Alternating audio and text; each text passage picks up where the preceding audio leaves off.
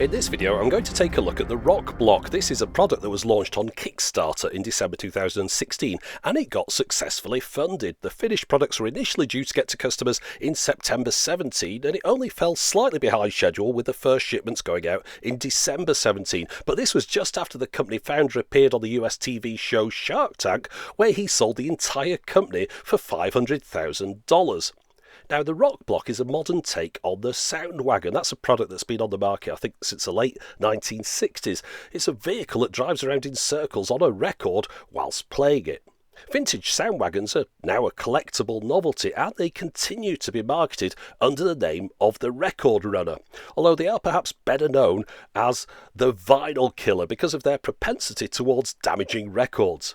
The new RokBlok adds Bluetooth output into the mix, so how well does it play records? Well, just hang on a second and I'll show you. Now, I've got to say, I've got very low expectations of this device. It's not something I would have bought for myself, other than for the fact that so many people asked me to make a video about it. Now, you can see on the side there, it plays 33 1/3 and 45 RPM records, and it works with any Bluetooth speaker. The packaging is quite minimalist. We've just got an instruction leaflet, a short USB lead, and the RokBlok itself, which is made out of wood, and is held in place with these two bits of foam. The instructions are brief, although I think they've got enough in there to get you up and running, and there are some jokey bits at the bottom, I suppose. If you just look down there, you can see it says, using RokBlok to play Milli Vanilli instantly voids warranty. Yeah, okay. Looking on the bottom, we've got the on-off switch, which also selects the two different speeds. The stylus on the right there, which is a diamond stylus, and that swivels out of position and locks in place at the top with a click when it's not in use. We've got the three white rubber wheels which drive along the surface of your record. On the bottom left there, there's a volume control for the built-in speaker, and at the top, that's the Bluetooth button. On the bottom right, we've got the micro USB charging point and an LED below that. The case of this is made out of quite lightweight wood with lots of holes in it to let the sound out, presumably from those speakers, as well as maybe to cut down on the weight. And we've also got this arm on the top which starts and stops the device moving around your record. I initially started by putting down a record mat on the surface to avoid the record getting any scratches, and the record I'm using is this 10-inch by Anders Enger Jensen called Retro Grooves. He's a friend of the channel, and this shouldn't hit any YouTube auto content matches. So let's have a look. And unfortunately, it doesn't like playing with that mat in place. So I've moved that out of the way, so we'll give it another go and see how we get on. And oh god, that's exactly what's not supposed to happen. It turns out that getting it lined up is a bit trickier than I expected. Anyway, let's have another go.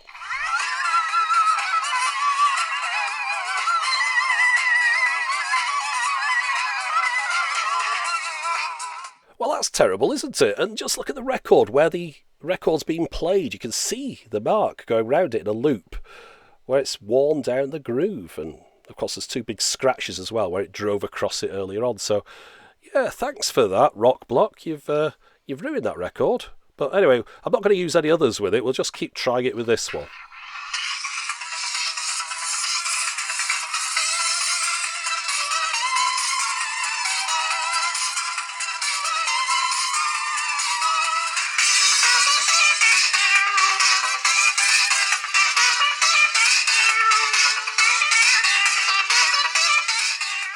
Right, now you don't need me to chime in here to tell you how awful this sounds, but I was interested to find out how much of that was down to the speaker moving around and whether or not it would sound better if I played it through some separate Bluetooth speakers. So let's give it a go.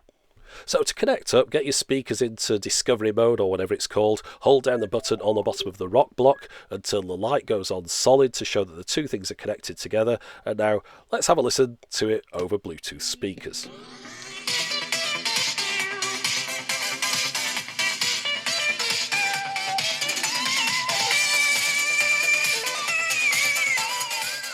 No, it's still indescribably awful. Now, if you just listen to these two quieter sections that are coming up, first off, you'll hear two clicks every time it drives over those scratches it carved into my nice new disc, and then have a listen out for the motor noise in between tracks.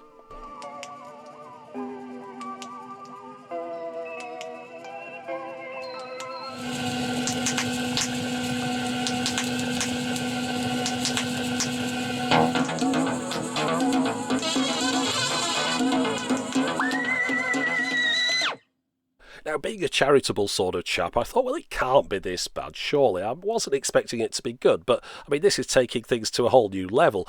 I thought, well, maybe it's not fully charged up, so I got out the little USB lead, but found out that was too short to reach anything, so used one of my own leads, plugged that in, and left it for a couple of hours until that red light went out, which indicated that the device was fully charged.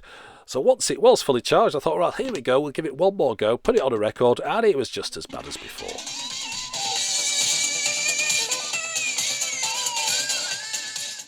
Now, I was interested in finding out how much downward force is being applied on the record, the tracking force. It's obviously quite considerable, but I've got a device here for measuring it, which goes up to 5 grams. This is what I use with my normal turntable, which runs at 1.8 grams of tracking force. So I've levelled that out with a couple of LP covers here, so it's nice and flat, putting the stylus on the measuring section at the end there, and it maxes it out. It goes beyond 5 grams. Probably quite a bit beyond, but I can't tell you how much, I'm afraid, other than it's at least 5 grams.